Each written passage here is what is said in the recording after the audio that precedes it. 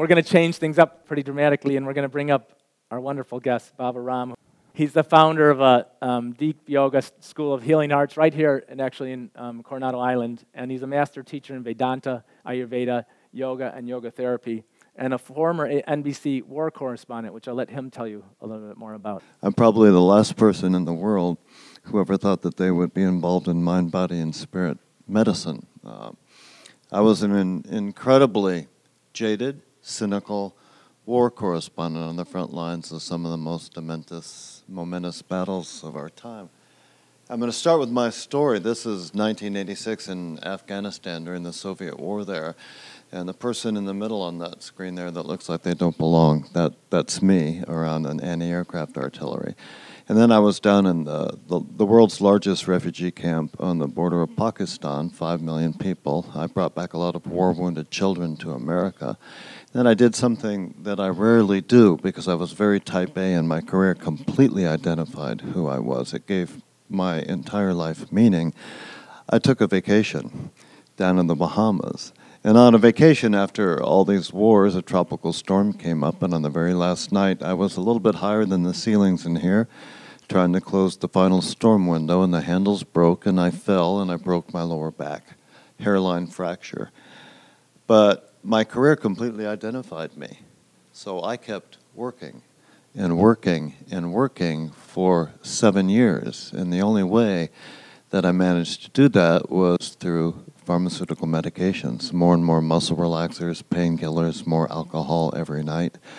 7 years through the Persian Gulf War, through drug wars in South America and apartheid in Africa, revolutions in Central America, gritting my teeth every day, getting darker and darker, drinking more, drugging more.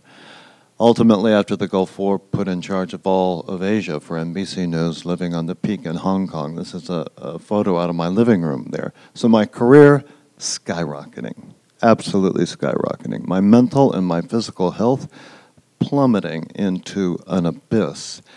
In 1993, I was covering a story in Manila, Philippines. I leaned over to look at some videotape. The fractured vertebra split in half, cut into my spinal cord, and I blacked out. I hit the floor screaming.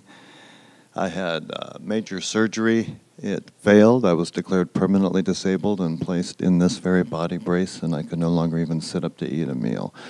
Vicodin, Valium, Prozac, Ritalin, food like a foreign correspondent, meat and potatoes, but I'm laying on a couch, and soon I was 225 pounds and headed upward in a whale of a body, and I really became a master of self-pity and anger and fear and blaming others for my circumstance until my little boy was born in December of 1997, and I thought, well, there's hope. I do have an identity. I'm a daddy.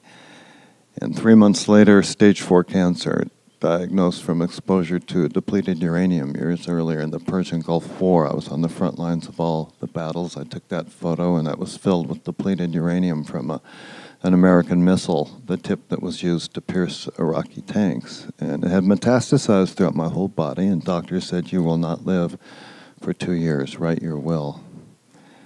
And I pushed everyone out of my life. I got darker and darker. Morphine was added to my arsenal of pharmaceutical medications. My only touchstone was that little boy. And just before the year 2000, he turned 2 years old. I didn't have but a few months to live, and he came to me, and he finally saw Daddy's dying in his own little 2-year-old way. And he spoke 3 words that changed my life forever. He said, "Get up, Daddy." And I decided the only way that I could get up was to get off all the alcohol and the pharmaceutical medications, 14 years now, and die with dignity. So I detoxed cold turkey to hospital here, Scripps Hospital in La Jolla. I can tell you as a former journalist, all the demons in Dante's Inferno are real because they checked in with me while I detoxed. Crawled out of there, luckily entered an experimental pain center, and that's where I learned about mind-body medicine. Biofeedback was the first thing. Just a guided visualization changed all the harmony, all the music in my body, and I had a different taste inside of myself at the end of 20 minutes of that. And then they said, time for yoga. I had never tried this. And again, the cynical journalist would have poo-pooed that, but a deeper voice that had been cracked open inside of me by my boy said, this is it. And so I embraced the ancient sciences of yoga, far beyond yoga postures, as Frank was talking about earlier. The pain center closed. Pharmaceutical companies wouldn't reimburse the hospitals, and the insurance companies wouldn't reimburse them. 3 other people with me, 2 of them went back to drugs and alcohol. My best friend in the program committed suicide, and I went home and built a yoga room.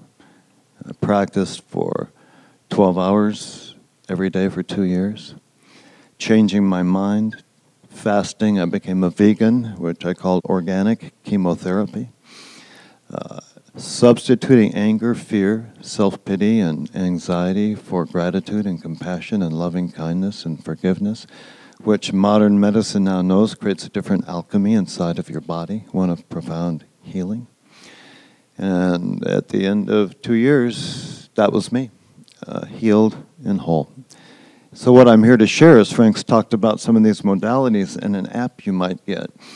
It all takes effort, it all takes commitment, but we all have a power to change our lives dramatically forever. It's deep inside of us, and mind, body, spirit medicine unlocks that power. And I know that we all have the capacity to turn all of our obstacles into opportunities to manifest our fullest potential along the way as we heal to our maximum capacity. As part of this, I wrote a memoir called Warrior Pose, about my journey that's going to be made into a full-length feature movie next year. So it's really going to allow me to share this message more. And even though it's my story, it's really about all of us. It's about the power that we have through the deeper practices of mind, body, and spirit medicine to transform ourselves and to transform the world. My boy is 16 now. He's about to turn 17 years old. We just rappelled down the tallest waterfront building on the west coast of the United States, the Hyatt right here in San Diego, for charity for disabled and disenfranchised children. And every time I get weak and I get dark and I start to turn back, I just close my eyes, and what do you think I say to myself? Get up, Daddy. And it works every time. So thank you all for being here. Thank you for letting me share. I hope you have an incredible conference. Thank you.